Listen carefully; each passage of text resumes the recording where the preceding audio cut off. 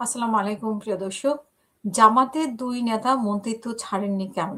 এই প্রশ্নের জবাবে ডক্টর শফিকুর রহমান তার উত্তর দিয়েছেন। এর আগে ডক্টর শফিকুর রহমান প্রশ্ন তুলেছেন যে, বিএনপি ক্ষমতায় থাকা অবস্থায় ৫ বার বিএনপি দুর্নীতিতে চ্যাম্পিয়ন হয়েছে। তখন তারেক রহমানও প্রশ্ন রেখেছেন যে, যদি বিএনপি দুর্নীতিবাজ দলই হয় এবং দুর্নীতির শাসনামল যদি দুর্নীতিতে চ্যাম্পিয়নই হয়, তাহলে তাদের কেন ২ জন মন্ত্রী পদত্যাগ করেননি?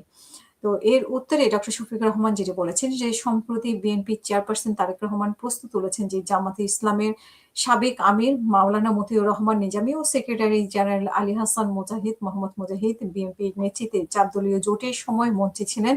৪ দলীয় জোট সরকার দুর্নীতিগ্রস্ত হয়ে থাকলে তারা তখন কেন পদত্যাগ করেনি? এই প্রশ্নের জবাবে দিয়েছেন জামাতের আমির ডক্টর শফিকুর রহমান। তিনি বলছেন যে, আমাদের ২ নেতার সাবেক আমির মতিউর রহমান নিজামী ও সেক্রেটারি জেনারেল আলী আহসান মোহাম্মদ মুজাহিদ পর্যায়ক্রমে ৩ মন্ত্রণালয়ের দায়িত্ব পালন করেছেন। যতদিন ওই মন্ত্রণালয়ের দায়িত্ব পালন করেছেন, ওই সময়টাতে আমাদের প্রতিপক্ষ শক্ত কোনো সমালোচক বা শত্রুও আঙ্গুল তুলে বলতে পারেনি যে তারা অসৎ ছিলেন এবং তারা দুর্নীতিপরায়ণ ও স্বজনপ্রীতি পরায়ণ ছিলেন। আ জামাতের আমির অভিযোগ করেন যে দেশের বিভিন্ন স্থানে জামাতের নেতাকর্মীদের উপরে হামলার মাধ্যমে নির্বাচনী লেভেল প্লেইং ফিল্ড নষ্ট করা হচ্ছে।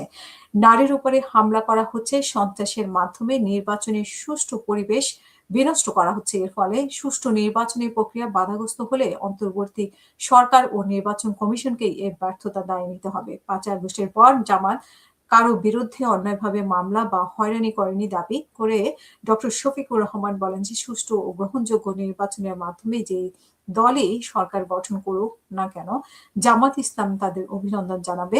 আমরা বিজয়ী হলে আমাদের মেনে নেওয়ার মতো মানসিকতা অন্যদেরও থাকতে হবে বলে তিনি বলেছেন।